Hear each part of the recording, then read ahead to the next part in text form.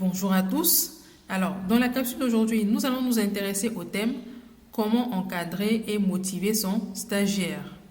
Alors, déjà, en termes de contexte, il est important de rappeler que le stage, au-delà des aspects de validation d'un diplôme quelconque, est une opportunité qui est offerte à un jeune diplômé d'intégrer une entreprise, d'y effectuer ses premiers pas, de se confronter au monde du travail pour la première fois, d'apprendre et surtout de développer des compétences sur lesquelles il pourra s'appuyer pour avancer plus tard dans sa carrière.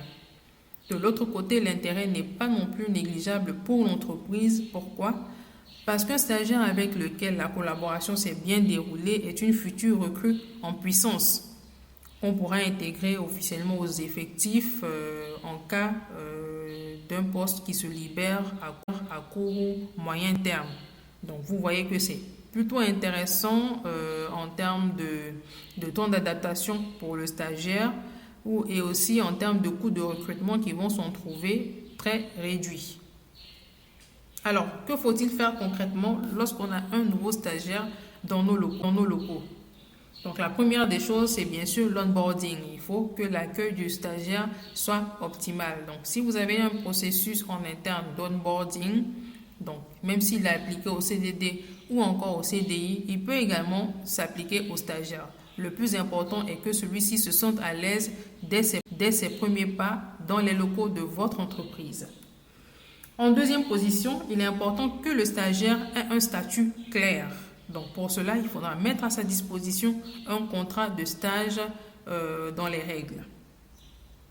Ensuite, en troisième position, il faudra également communiquer au stagiaire quels sont ses objectifs. Donc effectivement, ce n'est pas parce que c'est un stagiaire que voilà, il ne sera pas cadré comme les autres collaborateurs de l'entreprise. Donc il faut lui confier des objectifs, lui confier une feuille de route avec la liste de ses missions, son rôle et par exemple à qui il va reporter, etc., etc. Donc ces éléments-là vont lui permettre de se responsabiliser déjà dès les premières heures de sa venue dans l'entreprise et ce sera des éléments sur lesquels on pourra s'appuyer plus tard pour pouvoir l'évaluer. Ensuite, il faudra également lui transmettre tout ce qui est information indispensable à la réussite de ses missions, tout ce qui est procédure, tout ce qui est règlement intérieur, tout ce qui est statut, etc.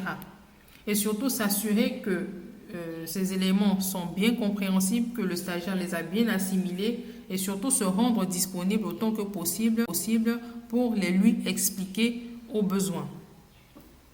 Ensuite, il faut assurer un suivi des tâches. Donc, un stagiaire, lorsqu'on l'accueille, il ne faudrait pas qu'il soit livré à lui-même, il ne faudrait pas qu'il soit livré dans la nature, non.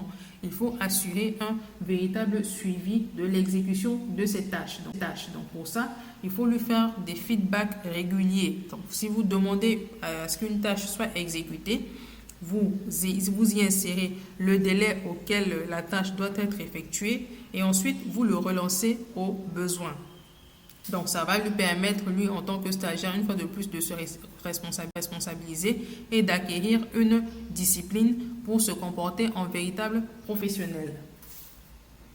Un autre point, sur les feedbacks, il faudrait également que les feedbacks soient clairs. Donc, si le feedback, par exemple, si vous faites un feedback négatif, il faudra expliquer, par exemple, pourquoi vous ne validez pas tel travail, pourquoi vous ne validez pas tel point.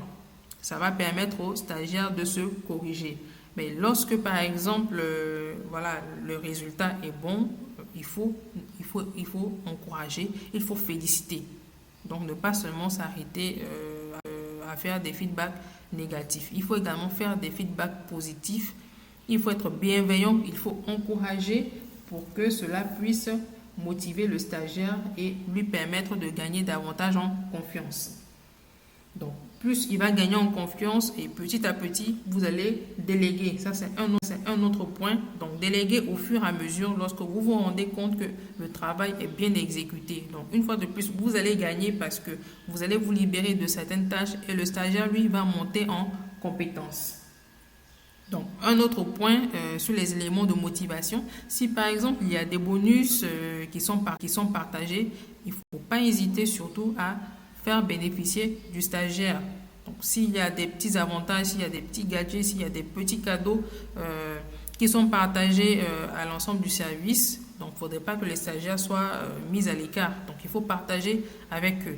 Donc c'est très très important parce qu'une fois de plus, si la collaboration se passe bien, c'est une future recrue que vous n'aurez plus à former pendant longtemps, que vous aurez en face de vous. Merci.